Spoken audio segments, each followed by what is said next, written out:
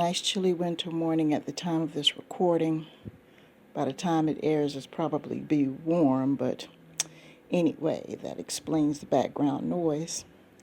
Have another spiritual download, and this message is basically to the parents, the people in my generation, and people who are becoming parents. And it's about dealing with adult children who are suffering financially. I'm going to speak from the perspective of an adult child who went through financial troubles and having to deal with adult children who are suffering from financial troubles. I think I mentioned in a previous audio of the message that was given to me when I started high school. Now, I mentioned in previous audios that I was biologically behind some of the other kids because of my birthday. My educational life started out with private school, and I think I mentioned this before. And back in the day, you could get into private school if you took an entrance exam and you were able to pass the entrance exam. It didn't matter if you were slightly younger than the state standard. As long as you passed the entrance exam, you were able to get into school. So instead of starting kindergarten at 5 years old, I was able to start kindergarten at 4 years old because I was able to pass the entrance exam for the private school I went to. So by the time I was able to get into public school, which was second grade, I was already a year behind the other children. And I was already born in the fall. I was born in November. So I was already a year behind the other children, which later on posed to be a problem as a teenager. So by the time I started high school, I was, still, 13 years old, but I was starting high school, excited to go and everything. And my mother was always, the type of person that would always give advice and things, one of those first day of school type speeches and everything. And starting high school, she knew I was starting a new phase in my life, and she decided to come in and give me a speech about the future. Now, I don't know what modern day parents do as far as if they have a ritual or anything as far as, first day of high school, if they have a ritual at all, if they talk to their kids about what to expect in high school. I don't know. I really don't have an idea about that. But I'm going to share my experience. I remember my mother coming and telling me, I'm getting ready for school clothes and things like that, excited about it. And she was telling me before I started the 9th grade, because back then high school was from 9th to 12th, okay? And she said, you're getting ready to start high school, and then after that, you're going to go ahead and start your life. She said, and that's a big deal. She said, now, when you start your life, she said, this is the time in the next 4 years, there's 4 places you can go. 4 places. She said, now the way she phrased this, I thought was very productive because it was a directive. It was a directive statement. In other words, it wasn't a discussion. She wasn't asking questions. She was telling you, this is what you're going to do, but it was in a way where it was kind of giving you direction. Okay, and I like that because it was a way to kind of encourage people, okay, this is a plan I got to formulate in my head. She said, you got 4 places you can go. She said, you can go to college, you can go to the military, you can go to the Job Corps, or you can go to the Peace Corps. Now, you guys know what college is for. You guys know what the military is for.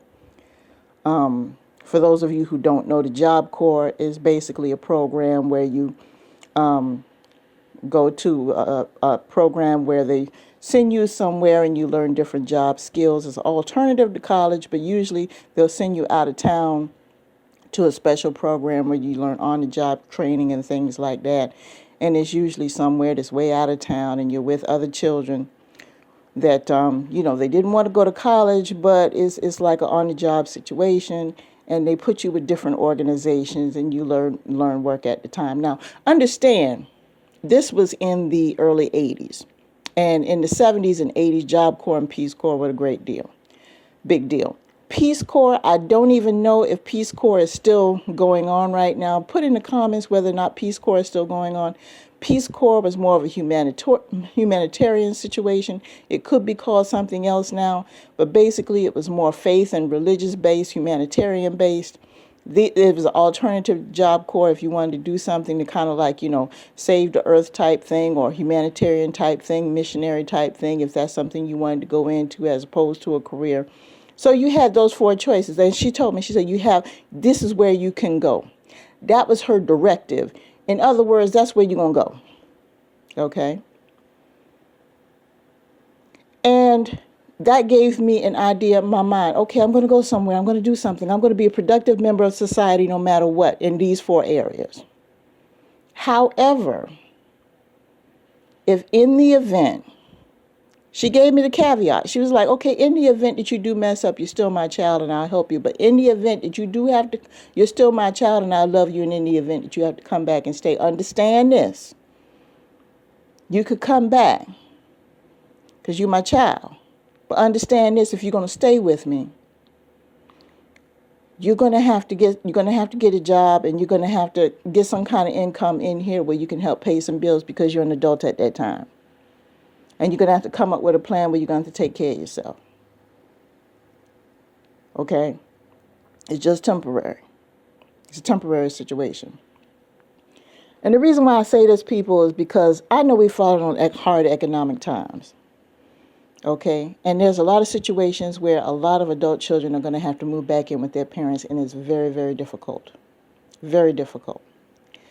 Because what I have learned is once you've gone out on your own and you have established your way of living, your rules, you have come and gone as you pleased.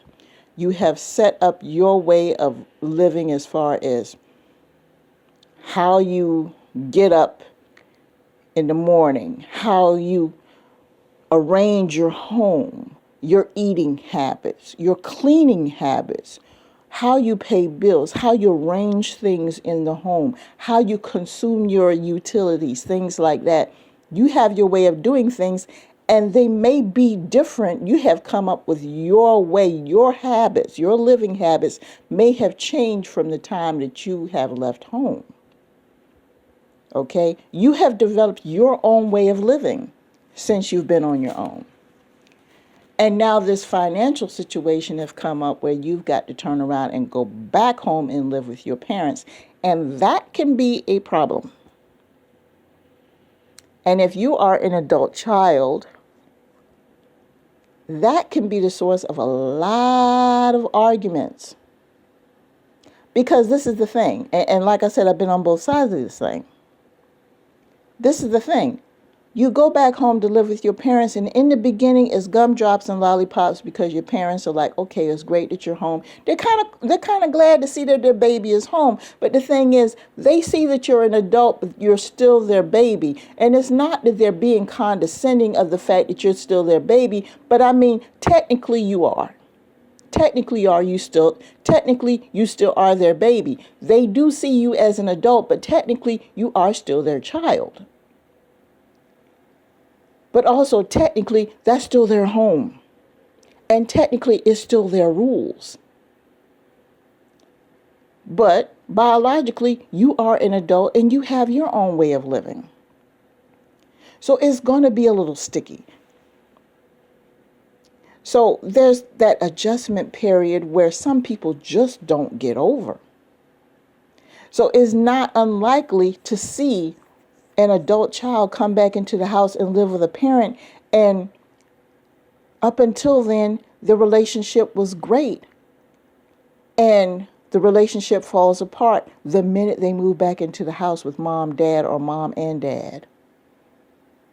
Or I've seen situations where you had before when the child was raised up with 2 parents, and then when the child leaves the house, 2 parents divorce, other parent marries another parent, and you've got a step parent. And then when the older child falls on financial times, they move back into the house with a parent, and now there's a step parent, and they've got to learn how to get along with this new step parent, and that's another situation they got to deal with.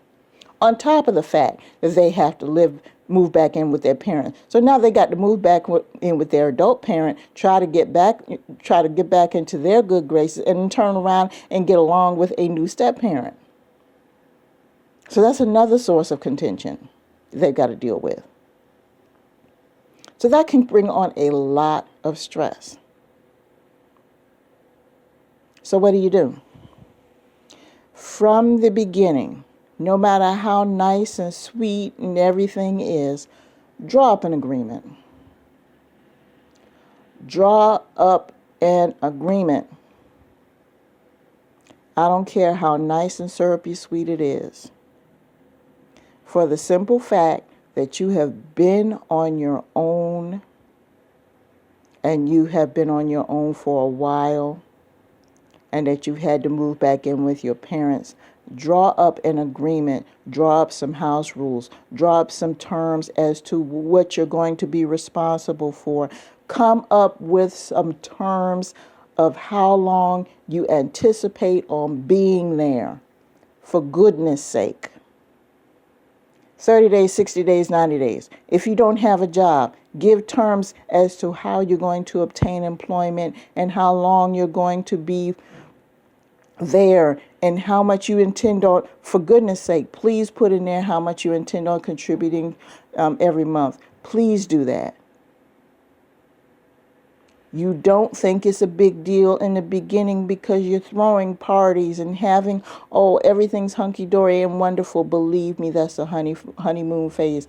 After a period of time, some questions are going to be asked, especially after the first 30 days when those bills start coming in, because the presence of another person, the utility bills are going to go up, the food bills are going to go up, and everything else, especially if you're coming in empty-handed and you don't have any money. Even if you have any money, that money is going to start to run out. Come up with an agreement.